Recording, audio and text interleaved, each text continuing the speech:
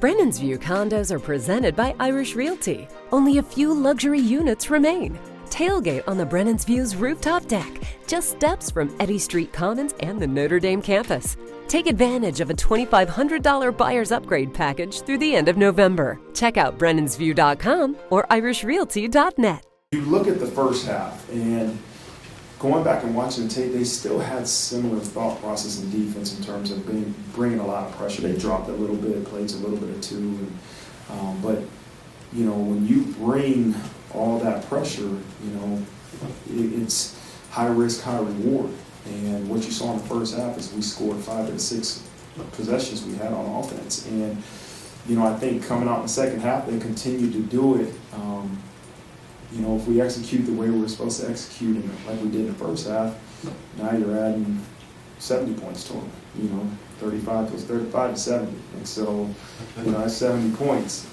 But the other part of that is the high reward, where they limit us to 12 yards in offense, and so that's again, I don't know if teams will try to copy that.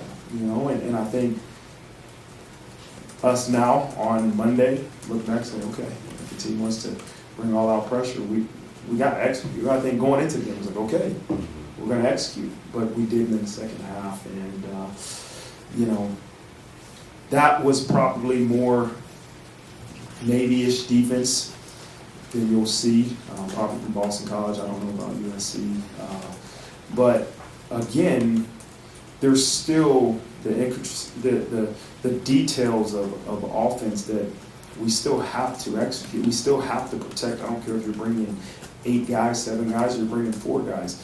It's still an execution. There's still a decision-making, you know, process that we have on both sides of the ball, but that you have to do it, right? And there's no excuse for not setting the protection the right way. There's no excuse for not blocking the guy that we worked in practice. You see him coming, you got to block him. There's no excuse for having bad fundamentals. And those are all things. And that's why I want to make sure I understand it's not just one thing that Navy was doing or we were doing that said this is what happened. No, it was a multitude of things that we did not do and they were doing that really contributed to the second half.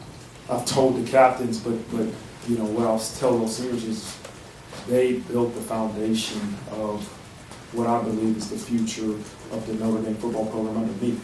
And that's different than previous head coaches. Notre Dame football has been successful for a really long time, but the leadership has changed, and you have to rebuild that foundation to fit the new leader. And that's what I'll credit this group for, is really building the foundation for what I believe